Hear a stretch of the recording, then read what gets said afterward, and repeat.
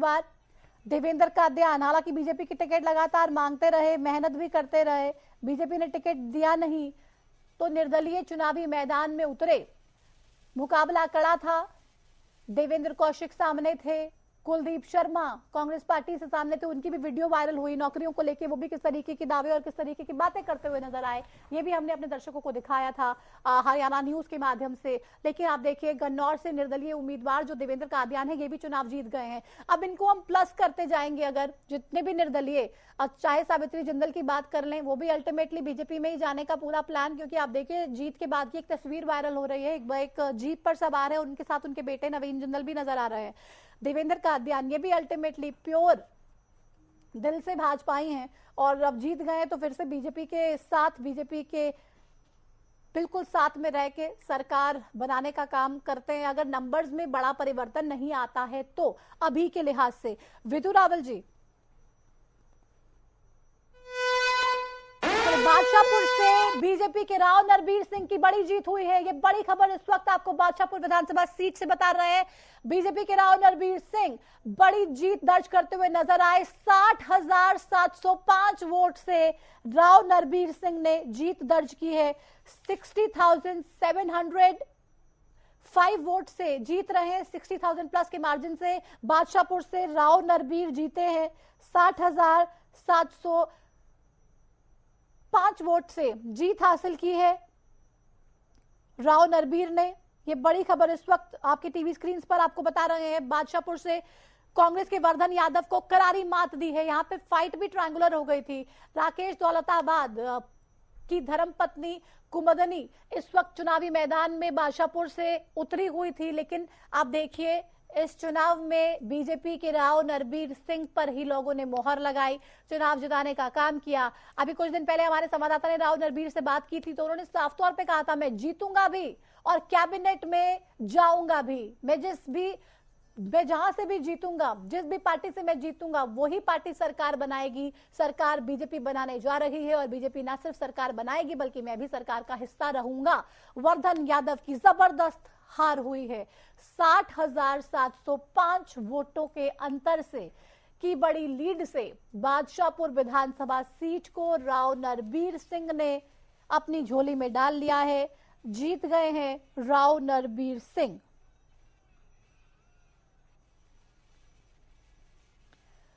तो ये बड़ी खबर इस वक्त आपकी टीवी स्क्रीन पर आपको बता रहे हैं। बादशाहपुर से बीजेपी के राव नरबीर जीत चुके हैं, आरती राव जीत चुकी हैं। 60,705 वोटों से जीत हासिल कर ली है राव नरबीर सिंह ने। विधु रावल जी, हम लगातार बात कर रहे हैं, क्या हो रहा है आखिर, ये क्यों आपके बड़े नेता चुनाव हारे? 2019 में भी तमाम बड़े नेता, पूरी की पूरी कैबिनेट को एक तरह से लोगों ने नकार दिया था। अभी भी कैप्टन अभिमन्यु चुनाव हार गए, ओम प्रकाश धनखड़ साहब चुनाव हार जाते हैं, ज्ञानचंद गुप्ता जी चुनाव हार जाते हैं, असीम गोयल हार जाते हैं, संजय सिंह हार जाते हैं, कमल गुप्ता हार जाते हैं। धनखड़ जी के साथ और कैप्टन अभिमन्यु जी के साथ मुझे काम करने का लंबे समय तक अवसर मिला है जी। और हम लोग जानते हैं कि बेहतरीन नेता हैं, बहुत अच्छे नेता हैं। इन्होंने अपने क्षेत्र में भी बहुत अच्छा काम करवाया, लेकिन क्या जातीय समीकरण रहते हैं या किस प्रकार की चीज़ें रहती है वो अभी देखनी, जांच करने वाली बात है। लेकिन एक ये पैन इंडिया फिनोमिना लगता है, हर स्टेट के अंदर हम देख रहे हैं कि इनकम्बेंट सरकार के जो मेजर मंत्री होते हैं उनके खिलाफ किसी प्रकार की एक नाराजगी पैदा कर दी जाती है। नहीं, आप देखिए राव नरबीर विपुल गोयल की टिकट 2019 में पार्टी ने काटी। राव नरबीर 70,000 से जीते, विपुल गोयल 48,000 से जीते, लगभग 49,000 के मार्जिन से जीते। देखिए, मैं इसी बात को फिर से दोहरा रहा हूं कि ये एक पैन इंडिया फिनोमिना चल रहा है। हमने देखा कि रोकूंगी, एक बड़ी खबर इस वक्त आ रही है। आदमपुर से बीजेपी के भव्य बिश्नोई जीत गए हैं। ये बड़ी खबर इस वक्त आपकी टीवी स्क्रीन पर। आदमपुर से बीजेपी के भव्य बिश्नोई चुनावी मैदान में जीत हासिल करने में सफल हो पाए हैं। आदमपुर से इस वक्त की बड़ी खबर आपकी टीवी स्क्रीन पर आपको बता रहे हैं, भव्य बिश्नोई ने जीत दर्ज कर ली है। आदमपुर से ये बड़ी खबर इस वक्त, भव्य बिश्नोई चुनाव जीत गए हैं। लगातार कुलदीप बिश्नोई की तरफ से पूरी ताकत झोंकी गई। कांग्रेस से नाराजगी के बाद भारतीय जनता पार्टी में शामिल हुए बेटे को बाय इलेक्शन लड़वाया, विधायक बनवाया। अब आप देखिए 2024 के इस विधानसभा के चुनाव में आदमपुर से भव्य बिश्नोई एक बार फिर से जीते हैं, विधायक बने हैं और सफल हो गया। आदमपुर से भव्य बिश्नोई का चंडीगढ़ का जो रास्ता है वो साफ हो गया। हरियाणा विधानसभा पहुंच रहे हैं। 60 सीटों के जो नतीजे हैं वो घोषित हो चुके हैं। 30 का इंतजार अभी और करना पड़ेगा। 60 सीटों में से 31 पर भारतीय जनता पार्टी ने जीत दर्ज की है, 24 पर कांग्रेस पार्टी ने जीत दर्ज की है, 2 पर इंडियन नेशनल लोकदल और 3 पर निर्दलीय उम्मीदवार जीते हैं। ये बड़ी खबर आपके टीवी स्क्रीन पर आपको हम बता रहे हैं। 31 पर बीजेपी, 24 पर कांग्रेस, 2 पर इंडियन नेशनल लोकदल और 3 सीटों पर जो इंडिपेंडेंट कैंडिडेट है उन्होंने जीत दर्ज की है, जीत दर्ज करने में सफल हुए। विदुर रावल जी, आप अपनी बात पूरी कीजिए। आप कह रहे थे पूरे देश में इस तरीके का एक ट्रेंड चल रहा है। देखिए, इस पर गहरी रिसर्च करने की आवश्यकता है कि क्या जिस प्रकार का माहौल जहां पर भी जो भी विपक्ष है वो जो बनाता है और उसके बाद जब जो बड़े नेता हैं उनकी लोकप्रियता जो रहती है उस पर किस प्रकार का डेंट वो जो है नैरेटिव कर पाता है। लेकिन हरियाणा की अगर बात करें तो धनखड़ जी जिस सीट से लड़ रहे हैं वो हम जानते हैं बादली सीट जो है वो समीकरणों के हिसाब से बहुत ज्यादा भारतीय जनता पार्टी के लिए कंड्यूसिव नहीं रही है कभी भी। कैप्टन अभिमन्यु जी की सीट के बारे में, नारनौल की सीट के बारे में ऐसा कहा जा सकता है। बीजेपी के कैंडिडेट देखिए जीते हैं, लेकिन उसके बावजूद भी जिस प्रकार के वहां पर समीकरण बनते हैं और हमने देखा कि लोकसभा के चुनाव में भी जब पूरे देश जीते हैं, लेकिन उसके बावजूद भी जिस प्रकार के वहां पर समीकरण बनते हैं और हमने देखा कि लोकसभा के चुनाव में भी जब पूरे देश के अंदर हम जीत रहे थे, 2019 में हम 10 की 10 सीटें यहाँ पर जीते हैं, उस समय भी ये सीटें जो है नहीं जीत पाए थे। इसी प्रकार से जो संजय सिंह वाली सीट है, संजय सिंह जी को इस बार सीट शिफ्ट करके एक मुश्किल सीट पर भेजा गया था, उन्होंने भी जो है वो भी उस कारण से शायद नहीं जीत पाए। कंवर पाल जी की सीट को मैं बहुत क्लोजली देखता रहा हूं, बचपन से देखता रहा हूं कि वो खिजराबाद से लेकर जगाधरी तक जब तक एंटर करते हैं तो मार्जिन इतना ज्यादा जो है विपक्ष में बढ़ जाता है कि जगाधरी शहर उसको कवर करने में बहुत मुश्किल हो जाती है। तो तीनों बार जो चुनाव रहा है 14 का, नहीं, लेकिन और मैं खुद भी अपनी चुनाव यात्रा लेकर तमाम हलकों में गई और उस पर चर्चा करूंगी, लेकिन एक बड़ी खबर आ गई है। पहले ये बड़ी खबर अपने दर्शकों को बता देते हैं। नायब सरकार में मंत्री रहे 8 उम्मीदवार चुनाव हार चुके हैं। जेपी दलाल, कंवरपाल गुर्जर, कमल गुप्ता चुनाव हार चुके हैं, असीम गोयल चुनाव हार चुके हैं, संजय सिंह चुनाव हार चुके हैं, अभय यादव चुनाव हार चुके हैं, सुभाष सुधा चुनाव हार चुके हैं। ये बड़ी खबर इस वक्त आपको बता रहे हैं। नायब सरकार में रानिया से निर्दलीय लड़ रहे रंजीत चौटाला भी चुनाव हार चुके हैं। तो ये बड़ी खबर आपके टीवी स्क्रीन पर आपको बता रहे हैं। सिर्फ 2 मंत्री मूलचंद शर्मा और महिपाल ढांडा चुनाव में जीत दर्ज कर पाए हैं। तो नायब सिंह सैनी साहब को मुख्यमंत्री बनाया। बीजेपी ने 3 मंत्रियों का टिकट भी काट दिया था, ये भी जानकारी हम आपको दे रहे हैं। सीमा त्रिखा का नाम उसमें शुमार था, बनवारी लाल का नाम, विशंबर वाल्मीकि का नाम भी उसमें शुमार था। लेकिन आप देखिए सीमा त्रिखा की टिकट काटी, चेंज की और वहां से धनेश अदलखा जीत गए। 2019 में भी 2 ही मंत्रियों की जीत हुई थी। तो ये मंत्रियों वाला जो फैक्टर जिसको लेकर हम जिक्र कर रहे थे, 2019 में भी पूरी की पूरी कैबिनेट को ऑलमोस्ट नकार दिया गया। सिर्फ 2 मंत्री जीते। नायब मंत्रिमंडल में भी तमाम मंत्रियों को नकार दिया। 8 नेता, 8 उम्मीदवार जो मंत्री रहे चुनाव हारे हैं। जेपी दलाल का चाहे उसमें नाम हो, चाहे उसमें आप तमाम जो बीजेपी के कैंडिडेट्स लगातार जाते रहे, चुनाव प्रचार में आते रहे, चुनावों को लेके पूरी ताकत झोंकते रहे, उनकी तमाम दावेदारी की बात कर ली जाए। पुंडरी में इस वक्त की बड़ी खबर आ रही है। 25 साल का रिकॉर्ड पुंडरी वासियों ने तोड़ दिया है। तो ये बड़ी खबर, 25 साल बाद बीजेपी के सतपाल जांबा पुंडरी से जीते हैं। तो ये रिकॉर्ड तोड़ दिया पुंडरी के लोगों ने। पुंडरी में 25 साल से आजाद उम्मीदवार की जीत की परंपरा रही है। सरकार चाहे किसी की भी आए, पुंडरी के लोग कहते हैं भाई हम तो जाएंगे निर्दलियों के साथ, लेकिन हमें अपनी अलग सरकार बनानी है। लेकिन इस रिवाज को तोड़ दिया है, इस ट्रेंड को तोड़ दिया है पुंडरी के लोगों ने। सतपाल जांबा चुनाव जीत चुके हैं। पुंडरी से बीजेपी के उम्मीदवार इस बार निर्दलीय को यहाँ पर जगह नहीं मिली। पुंडरी वाले लोगों ने साफ तौर पे सोचा कि नहीं, हम सरकार के साथ जाएंगे और जिसकी सरकार होगी उसी का विधायक पुंडरी में बनाएंगे। और बीजेपी के कैंडिडेट यहां से जीते हैं। पुंडरी से बीजेपी के कैंडिडेट चुनाव जीतने में सफल रहे। एक बड़ी परंपरा को तोड़ा। पुंडरी के लोगों ने अपना खुद का ही रिकॉर्ड तोड़ दिया। लगातार ये कहा भी जा रहा था, ये देखा भी जा रहा था कि निर्दलीय बहुत ज्यादा स्ट्रांग बनकर हमेशा वहां से उभरते रहे हैं, लेकिन इस बार 25 साल से आजाद उम्मीदवार की जीत की जो परंपरा रही है उसको पुंडरी के लोगों ने खुद ही तोड़ दिया है। 25 साल का रिकॉर्ड तोड़ के बीजेपी के कैंडिडेट को जिताने का काम किया है। तो पुंडरी से हरियाणा विधानसभा की टिकट भारतीय जनता पार्टी के कैंडिडेट सतपाल जामा को मिल गई है। आराम से चंडीगढ़ का सफर तय करेंगे, पुंडरी से जाएंगे और हरियाणा विधानसभा में हरियाणा के पुंडरी के लोगों की आवाज को कैसे उठाएंगे, क्या परफॉर्मेंस रहेगी, वो देखेंगे। विधानसभा में भी देखने को मिलेगा। लेकिन बड़ी खबर लगातार आपको आपकी टीवी स्क्रीन के माध्यम से हम बता रहे हैं।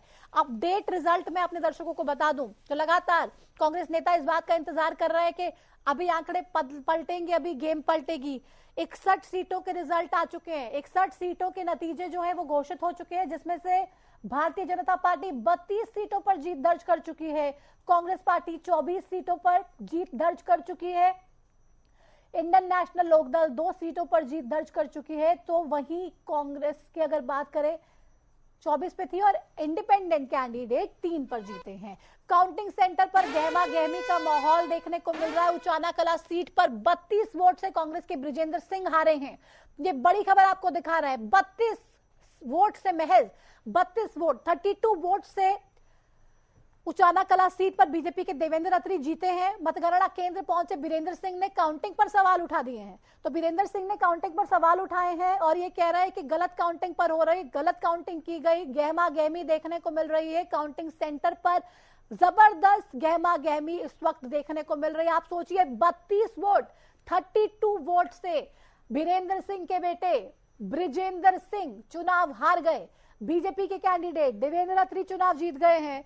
तो बीरेंद्र सिंह इसको डाइजेस्ट नहीं कर पा रहे हैं। कह रहे हैं गलत तरीके से आप लोगों ने काउंटिंग की है, गलत काउंटिंग हुई है और उसी को लेकर थोड़ा सा तनातनी का माहौल देखने को मिल रहा है। उचाना कला सीट पर 32 वोट से कांग्रेस के बृजेंद्र सिंह को हार का सामना करना पड़ा, जिसके बाद थोड़ी सी परेशानी देखने को जरूर मिल रही है ग्राउंड पर, काउंटिंग सेंटर पर। और ये परेशानी साफ तौर पे बता रही है कि इतनी जल्दी हार मानने के लिए तैयार बीरेंद्र सिंह भी नहीं होंगे और साफ तौर पे ये कहेंगे कि कुछ तो गड़बड़ की है। 32 वोट से नहीं हार सकते हैं बृजेंद्र सिंह। उचाना कला सीट पर 32 वोट से हारे हैं कांग्रेस के बृजेंद्र सिंह, लेकिन वीरेंद्र सिंह इस बात को मानने को तैयार नहीं है और कह रहे नहीं, ये गलत है। वापस से चर्चा में आगे बढ़ते हुए विधु रावल जी, हम जिक्र कर रहे थे बड़े नेताओं के चुनाव में हारने का और उस पे आप अपना जवाब भी दे रहे थे। आखिर ऐसा क्यों हो रहा है? देखिए, ये मैं कह रहा हूँ ये रिसर्च का विषय है कि सभी प्रदेशों में अक्रॉस पार्टी लाइन ये फिनोमेना क्यों हो रहा है कि पूरी कैबिनेट जो है वाइप ऑफ हो जाती है। हालांकि इस बार जो है चुनाव में महिपाल ढांडा जी 50,000 वोटों से जीते हैं। पानीपत ग्रामीण की सीट जो है बहुत विषम परिस्थितियों वाली सीट है, आप अगर देखें उस सीट को, लेकिन 50,000 वोटों से जो है इस बार तो कोई ऐसी परिस्थितियां थी नहीं वहां पे जो कैंडिडेट, इस बार तो कोई ऐसी परिस्थितियां थी नहीं वहां पे जो कैंडिडेट महिपाल ढांडा साहब के सामने थे। सचिन कुंडू, वो भी बिल्कुल डमी कैंडिडेट टाइप में देखने को मिल रहे थे। मैं खुद जब गई पानीपत ग्रामीण, कांग्रेस के प्रदेश अध्यक्ष थे यूथ के जी, युवा कांग्रेस के प्रदेश अध्यक्ष थे जो सबसे ज्यादा आगे बढ़ कर कहते थे कि नौजवानों के साथ ये कर दिया अग्निपथ योजना में। एक बार रोकूंगी विधु रावल जी, एक बार रोकूंगी, इस पे भी चर्चा करेंगे, लेकिन सीधी तस्वीरें थे। एक मिनट विधु रावल जी, सीधी तस्वीरें मैं दिखा रही हूँ उचाना कला से, हमारी टीवी स्क्रीन पर आप देख पा रहे हैं। बीरेंद्र सिंह पहुंचे, आप देखिए किस तरीके से बड़ी तादाद में तमाम इनके समर्थक इनके साथ मौजूद हैं और थोड़ी सी परेशानी चेहरे पर जरूर नजर आ रही है, थोड़ी नहीं, देखिए बहुत ही ज्यादा परेशानी। 32 वोट से अगर चुनाव हार जाएं और सबसे जो जीत हम कहें सबसे छोटी जीत वोटों के लिहाज से, तो उचाना कला सीट पर 32 वोट से चुनाव हार रहे हैं बृजेंद्र सिंह, जिसको लेके वीरेंद्र सिंह मानने को तैयार नहीं है। तमाम लोगों के साथ यहाँ पर पहुंचे तो हैं और थोड़ी सी परेशानी जरूर देखने को मिल रही है। विधु रावल जी, आप अपनी बात पूरी कीजिए। सचिन कुंडू का आप जिक्र करें, लेकिन ग्राउंड पे तो कोई फीडबैक इतना अच्छा खासा था नहीं। ग्राउंड पे तो लोग कह रहे थे कि बिल्कुल केक वॉक दे दिया है और जीत तो पहले से ही महिपाल डांडा साहब की आश्वस्त थी, लेकिन सचिन कुंडू को टिकट मिलने से ये जीत और बड़ी होगी। अब कोई there is no looking back. Congress के उस सीट पर लगभग 70 से 80 लोगों ने आवेदन किया था। आप पता कीजिए कि वहां पर कितने बड़े बड़े जो लोग वहां पर बैनर्स और पोस्टर्स, और इस सीट पर खुद दीपेंद्र हुड्डा कहकर गए कि this is my man. Bhupendra Hooda ने कहा कि ये मेरा आदमी है। दीपेंद्र हुड्डा ने कहा कि मेरा छोटा भाई है, इसको जिता देना, सोचना दीपेंद्र को जिता रहे हो। और कितने लोग वहां पर आवेदन कर रहे थे।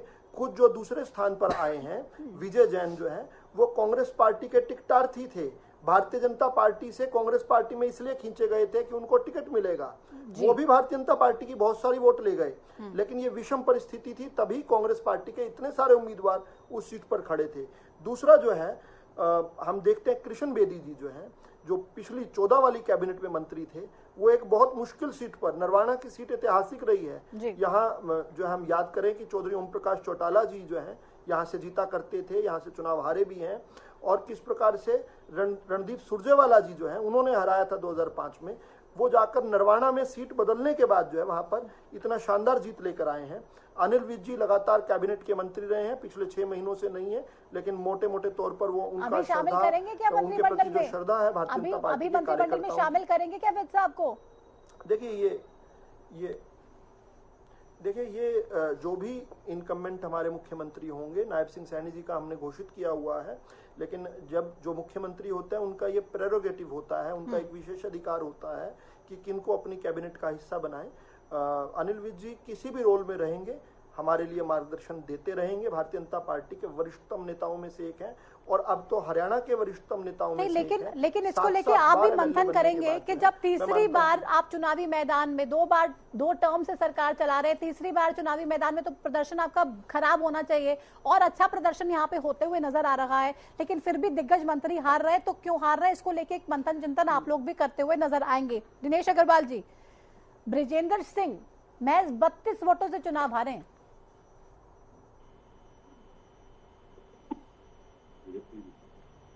दिनेश जी, ईवीएम खराब है। दिनेश जी, आवाज मिल रही है क्या मेरी? चलिए, शायद कुछ प्रॉब्लम है। विजेंद्र रेड्डी जी के पास हम चलते हैं। विजेंद्र रेड्डी जी, एक उम्मीद और थी आप लोगों की अटेली की सीट पर कि शायद बीएसपी के कैंडिडेट जीत जाएं, लेकिन वो उम्मीद भी थी, पानी फिर गया उस पर भी। हाँ। बिल्कुल, अतरलाल जी भी हमारे हार गए और बहुत कम मार्जिन से ही हारे हैं, 2-2,500 वोटों से। इसी प्रकार से हमारे नरवाना से भी हमारी उम्मीद थी, वो भी हमारी लूज हो गई है, लेकिन जनता जनार्दन ने जो फैसला दिया है उसको हम सैर स्वीकार करते हैं और धन्यवाद करते हैं, जो भी आशीर्वाद हमारे को दिया। लेकिन जिस प्रकार से अभी 32 वोटों से हार, एक बार रोकना पड़ेगा। एक बड़ी खबर आ रही है, 20 राउंड की गिनती के बाद बीजेपी को सोना में बढ़त मिलती हुई नजर आ रही है। सोना से बीजेपी के तेजपाल तंवर 11,675 वोट से आगे चल रहे हैं। ये बड़ी खबर इस वक्त सोना से बता रहे हैं, महज 1 राउंड की काउंटिंग बाकी है। सोना में महज 1 राउंड की काउंटिंग बाकी है। 20 राउंड की गिनती के बाद बीजेपी को सोना में बढ़त मिलती हुई नजर आ रही है। ये बड़ी खबर इस वक्त सोना से आपके टीवी स्क्रीन पर। बीजेपी के तेजपाल तंवर 11,675 वोट से आगे चल रहे हैं। 2019 में टिकट काट दिया था इनका, टिकट काट के संजय सिंह को दे दिया गया। सोना में अब महज 1 राउंड की गिनती जो है वो बाकी है। 20 राउंड की गिनती के बाद एक लीड जो है, एक बड़ी लीड जो है वो फिलहाल मेंटेन करने में कामयाब रहे हैं तेजपाल तंवर। 11,675 वोट से आगे चल रहे हैं तेजपाल तंवर साहब। और 20 राउंड की गिनती के बाद बीजेपी को सोना में बढ़त मिलती हुई नजर आ रही है। ये बड़ी खबर इस वक्त सोना से आपके टीवी स्क्रीन पर। बीजेपी के तेजपाल तंवर 11,675 वोट से आगे चल रहे हैं। 2019 में टिकट काट दिया था इनका, टिकट काट के संजय सिंह को दे दिया गया। सोना में अब महज एक राउंड की गिनती जो है वो बाकी है। 20 राउंड की गिनती के बाद एक लीड जो है, एक बड़ी लीड जो है वो फिलहाल मेंटेन करने में कामयाब रहे हैं तेजपाल तंवर। 11,675 वोट से आगे चल रहे हैं तेजपाल तंवर साहब। और एक राउंड की काउंटिंग हालांकि बाकी है, थोड़ा सा इंतजार और सोना सीट के जो नतीजे हैं वो भी सबके सामने होंगे। दिख जाएगा कि आखिर सोना सीट से कौन जीत रहा है, क्या चल रहा है। लेकिन विजेंद्र रेड्डी साहब, पिछली बार के कंपैरिजन में इस बार कम से कम एक ऐड तो हो गया। पिछली बार तो एक पर ही रुक गए थे, अभी 2 आ गए हैं। अब 2 से आगे जाने की कोई उम्मीद मुझे लगता तो नहीं है, आप लोगों ने भी रखी होगी। हाँ, नहीं, उम्मीद तो हमने बहुत ज्यादा रखी हुई थी। 10 प्लस की हमारी उम्मीद थी, लेकिन अभी करंट सिनेरियो में विजेंद्र जी करंट सिनेरियो में बोल रही हूँ मैं। अभी तो कोई उम्मीद नहीं होगी ना कि 2 से ऊपर जाएंगे। हाँ, नहीं है, अभी 1-2 सीट की और हमें उम्मीद है, शायद वहां से हमारा अच्छा रिजल्ट आ जाए। लेकिन कुछ का रिजल्ट का मुझे पता भी नहीं है, शायद वो डिक्लेयर हो गए हों और ना हुए हों।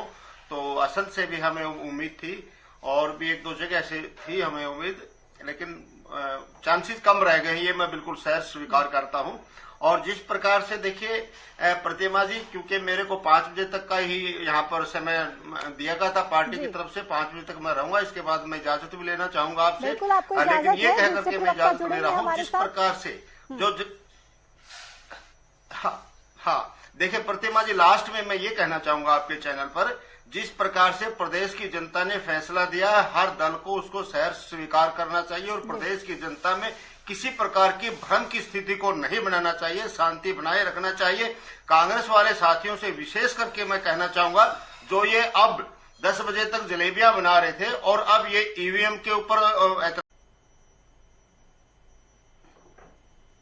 हाँ, मैं ये कह रहा हूं, हम ये कहा करते थे हंग असेंबली आ रही है और हम सरकार बनाने में अहम भूमिका निभाएंगे, लेकिन अब ये स्पष्ट बहुमत जाता दिखाई दे रहा है भारतीय जनता पार्टी को।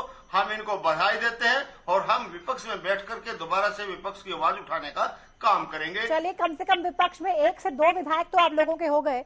दिनेश अग्रवाल जी, इतनी सारी नसीहत दे दिए, आईएनएलडी भी आपसे डिसअपॉइंट हो गई है। उनको उम्मीद थी कि कुछ तो करेंगे आप। प्रतिभा जी, आईएनएलडी कहती है कि गलती कांग्रेस ने करी, मतलब गलती कांग्रेस ने करी, सजा ये भुगत रहे हैं। अरे आप तो सजा अपनी भुगत रहे हो। हाँ, क्या करें? आप अपनी सजा भुगत रहे हो। अगर नासमझ दुश्मन होगा तो उसकी सजा उठानी पड़ती है कई बार। अग्रवाल साहब, ये जो कहते हैं ना कि दुश्मन दोस्त, समझदार आदमी दुश्मन हो तो कोई बात नहीं, यदि नासमझ आदमी दुश्मन हो तो उसका तो खामियाजा भुगतना ही पड़ता है। अपने भतीजों को घर से बाहर निकालने की सजा आपकी नादानियों का, आपके घमंड का, आपका घमंडी रवैया लोकसभा में आपने दिखाने का काम किया, ठीक है, विधानसभा में आपने दिखाना का काम किया। मुझे पैनल भी चेंज करना है, और तमाम दूसरे नेताओं को अब इस डिबेट में जोड़ना पड़ेगा। प्लीज दिनेश जी, विजेंद्र जी, वितु रावल जी, आपसे एक कमेंट लेना चाहूंगी। क्या हो रहा है ये? आप लोग सरकार बना रहे हैं, यहाँ पे आईएनएलडी और कांग्रेस की लड़ाई छिड़ गई है। वो लोग इतने ज्यादा हताश हो गए आईएनएलडी वाले कि क्या है, क्या कर दिया कांग्रेस ने? कांग्रेस के घमंड चकनाचूर हुआ है कांग्रेस का। लेकिन हम कांग्रेस की नहीं, हम भारतीय जनता पार्टी की बात करना चाहते हैं। हर जीत हमें विनम्र बनाती है और हमारे उस संकल्प को दोहराती है कि हमने भारत माता की जय और भारत माता की विजय सुनिश्चित करने के लिए हरियाणा के और देश के गरीब की सेवा करनी है। हम चाहते हैं कि परम वैभव ने तुम्हें तत्स्वराष्ट्रम समर्था भवत्वा शिशाते वृषम, भारत माता को परम वैभवता के शिखर पर पहुंचाने के लिए सबका साथ, सबका विकास, सबका प्रयास और सबके विश्वास के साथ सरकार हम चलाने वाले हैं। हर जीत हमें विनम्र बनाती है। जो लोग हारे हैं उन्हें भी मर्यादित रहना चाहिए। हम सिर झुकाकर जनता के इस जनादेश को स्वीकार भी करते हैं और उसके लिए बारंबार धन्यवाद करते हैं और मां कात्यायनी जी का धन्यवाद करते हैं कि नवरात्र के इस शुभ दिन पर उन्होंने छठे नवरात्र पर जो हमें असीम कृपा दी है और हमें इस संकल्प को फिर से दोहराया, हमें इस बात की शक्ति दी है कि हम हरियाणवियों की बेहतर तरीके से और अच्छे से सेवा कर पाएं। हमारे विपक्ष को भी बहुत कुछ सीखना पड़ेगा। हमारे विपक्ष को भ्रम को खत्म करके सच्चाई की राजनीति अब अपनानी चाहिए। अब उनका झूठ का जो पर्दा है वो हट चुका है। अब देश और प्रदेश की जनता उनके झूठ के गुब्बारे को फोड़ चुकी है। अब उन्हें सच्चाई की राजनीति पकड़नी चाहिए और मैं उनसे भी प्रार्थना करूंगा, विनती, निवेदन, आग्रह, अनुरोध करूंगा कि वो भी अब सच्चाई के पथ पर आएं और अपने जो नेता हैं राहुल गांधी, उनसे भी प्रार्थना करें कि वो हरियाणा की और भारत की छवि को धूमिल मत करें। भूपेंद्र हुड्डा से और दीपेंद्र हुड्डा से भी वो प्रार्थना करें कि वो भी सच्चाई के मार्ग पर आएं और जिस प्रकार से उनके समय में नौकरियों का बंदरबाट हुआ करती थी, कम से कम उसके लिए आकर खेद प्रकट करें। ये बेशर्मी से ना कहें कि वापस सत्ता में आ गए तो वही मेरिट को भूल जाएंगे। जिन्हें मेरिट समझ नहीं आती, हरियाणा के लोगों को वो लोग समझ नहीं आते। आज की जो जनादेश में सबसे बड़ा मैसेज ये छपा हुआ है। हुड्डा साहब से ये सवाल मैंने पूछा था उनके तमाम नेताओं की जो वीडियो वायरल हो रही थी उसको लेकर, जब हमारी हरियाणा न्यूज की चुनावी स्टूडियो में हुड्डा साहब बैठे थे, तो मैंने कहा था कि ये नौकरियों की बंटवारा आपके तमाम जो नेता हैं अभी से ही करने शुरू कर दी है। उन्होंने कह रहे हैं कि हमें वोट दोगे, इतनी वोट दोगे तो इतनी नौकरियां देंगे। हुड्डा साहब तो कह रहे थे मेरे साथ मेरे इंटरव्यू में कि नहीं, हम नौकरी मेरिट में देंगे, हम नौकरी काबिलियत पे देंगे, हम नौकरी पर्ची खर्ची पे नहीं देंगे। डिबेट में शायद समय इतना नहीं बचा है, लेकिन कांग्रेस के जो सिटिंग विधायक हैं और प्रत्याशी हैं, एक दिन अचानक आकर ये प्रकार की भाषा बोलने लगते हैं। उससे एक दिन पहले जो है एक मीटिंग होती है, ऑनलाइन मीटिंग होती है सभी प्रत्याशियों की भूपेंद्र हुड्डा से, और अगले दिन एक के बाद एक वही लाइन सभी लोग बोलने लगते हैं। तो इसमें there is more to things than meet the eye. Point ये है कि ये सब कांग्रेस की असली कांग्रेस का रूप है और कांग्रेस को लगता था कि हम इस प्रकार से वोटों को फिर से लूट लेंगे। हम सीएलयू के घोटाले कर हम हरियाणवियों की जमीनें लुटवाकर रॉबर्ट वाड्रा को सब कुछ हरियाणा बेचकर हम फिर आकर किसान हितैषी बन जाएंगे। हम व्यापारियों के साथ कुठाराघात कर लूट और खसूट कर उनसे उग्राही कर हम व्यापारियों का विश्वास ले लेंगे। हम नौजवानों के नाम पर किस प्रकार से गीता और बबीता फोगाट के साथ इन लोगों ने, जो ओरिजिनल दंगल गर्ल हैं, उनके साथ करने के बाद भी हम आकर यहाँ पर कुश्ती संघ के चुनावों को प्रभावित कर लेंगे। हम किसी अपने मुखौटों को खड़े होकर जो है हरियाणा के अंदर नैरेटिव सेट कर देंगे। आज ये उन सभी नैरेटिव्स की हार है और इसका मैसेज पूरे देश के अंदर गया है। पूरे देश के अंदर गया कि हरियाणा को जिस प्रकार से राहुल गांधी ने अपनी प्रयोगशाला बनाया हुआ था, कभी आकर हमारे खेतों में जबरदस्ती जीरी लगा जाया करते थे, कभी हमारे ट्रकों पर बैठकर हमारी सुनहरी सड़कों का जो है आनंद लिया करते थे, कभी मैकेनिक बन जाया करते थे। राहुल गांधी के लिए हरियाणा की जनता ने संदेश दिया है और यह संदेश हरियाणा में रुकेगा नहीं प्रतिमा जी, ये पूरे देश में अब ट्रेवल करेगा। ये जो 3 महीने की हमने बेहुदी कूद फदाक देखी है लोकसभा के मंदिर के अंदर, लोकतंत्र के मंदिर के अंदर, लोकसभा के अंदर, मुझे लगता है ये रुक जाएगी यहाँ से और वापस से जो है हरियाणा और देश जो है उस प्रगति के पथ पर वापस चलने लगेगा जिसके वो सही हकदार हैं। हम भारत को विकसित करने की दिशा में बहुत तेजी से बढ़ने वाले हैं।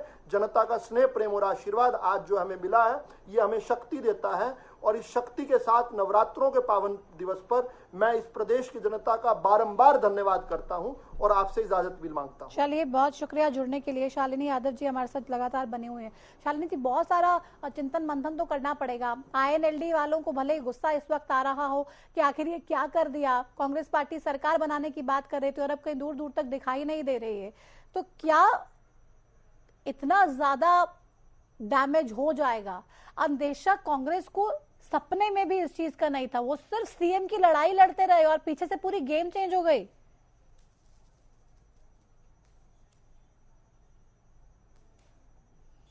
शालिनी जी, सुन रहे हैं आप?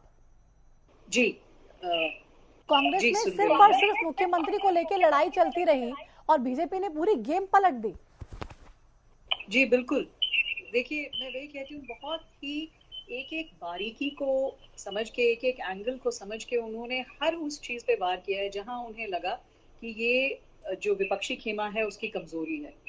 उन्होंने चाहे कास्ट को लेके किया हो, चाहे उन्होंने अपने, अगर आप देखें कि 150 रैलीज की हैं अमित शाह ने और मोदी जी ने इस दौरान, जबकि कांग्रेस की तरफ से इतनी नहीं हुई है। दूसरी चीज इनका बहुत, देखिए मुझे जो ओवरऑल सीन में जो लगता है कि जहां ये गलती कर रहे हैं वो ये है कि अभी भी अगर आप देखें तो ये पुराने राजनीति की तरीके से ही बात करते हैं और उसी तरीके से राजनीति को समझ रहे हैं।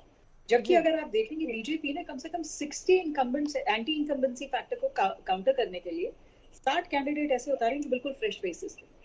बीजेपी बोल्डली डिसीजन लेने से डरती नहीं है, जहां उनको लगता है कि उनके जो नेता हैं अगर वो किसी थोड़ा भी सा रीजन की टेक्निकल वजह मुझे से कुछ अगर वो ग्लिच हार लग रहा जाते है, आवाज बहुत ज्यादा एको कर रही है, तो अब मैं अपनी पीसीआर से कहूंगी कि प्लीज ऑडियो ठीक कर दीजिए शालिनी जी की, और उस ऑडियो को दुरुस्त करने के बाद हम फिर से चर्चा में आगे बढ़ेंगे। दिनेश जी हमारे साथ हैं। दिनेश जी, अब क्या है, अब अगला स्टेप क्या है, अगली स्ट्रैटेजी क्या है आप लोगों की? देखिए जब तक लगता है सीटों रोकना पड़ेगा। एक बड़ी खबर आ रही है, रोहतक से कांग्रेस के बीबी बत्रा 2 वोट से आगे चल रहे हैं। तो रोहतक से इस वक्त की बड़ी खबर आपको बता रहे हैं, आखिरी राउंड की जो काउंटिंग है वो बाकी है, लेकिन 2 वोट से आगे चल रहे हैं बीबी बत्रा। मनीष ग्रोवर और बीबी बत्रा साहब में जबरदस्त कांटे की टक्कर भी आप देखिए 2 वोट से आगे चल रहे हैं फिलहाल, और आखिरी राउंड की गिनती बाकी है। लेकिन क्या होगा आखिरी राउंड में, कैसे बाजी पलटेगी ये भी दिखाएंगे, लेकिन फिलहाल 2 वोट से आगे चल रहा है। एक राउंड की गिनती और बची है, आखिरी राउंड की काउंटिंग बाकी है, गिनती बाकी है, और उसके बाद जो तस्वीर है वो साफ हो पाएगी। लेकिन फिलहाल 2 वोट से आगे चल रहे रोहतक से कांग्रेस के बीबी बत्रा साहब। आखिरी राउंड की गिनती के बाद थोड़ी देर और लगेगी, उसके बाद जो स्थिति है, जो तस्वीर है वो साफ होगी। लेकिन रोहतक से कांग्रेस की बीबी बत्रा फिलहाल 2 वोट से आगे चल रहे हैं। ये बड़ी खबर आपकी टीवी स्क्रीन पर हरियाणा न्यूज के माध्यम से सबसे पहले दिखाने का काम हम कर रहे हैं, बताने का काम हम कर रहे हैं।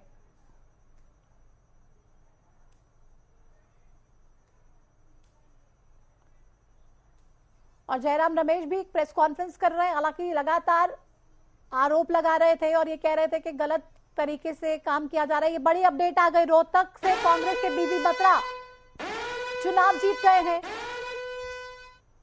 1025 वोट से चुनाव जीत गए हैं रोहतक से बीबी बत्रा। कांग्रेस पार्टी के उम्मीदवार फिर से विधानसभा पहुंचेंगे। हैट्रिक लगाई जाएगी, बीबी बत्रा एक बार फिर से विधानसभा पहुंचेंगे। रोहतक से ये हरियाणा विधानसभा का टिकट फाइनल हो गया है, बीबी बत्रा साहब का हरियाणा विधानसभा का टिकट मिल गया है। रोहतक से बीबी बत्रा साहब को 1025 वोट से जीत गए हैं और विधानसभा जाना अपना कंफर्म कर लिया है।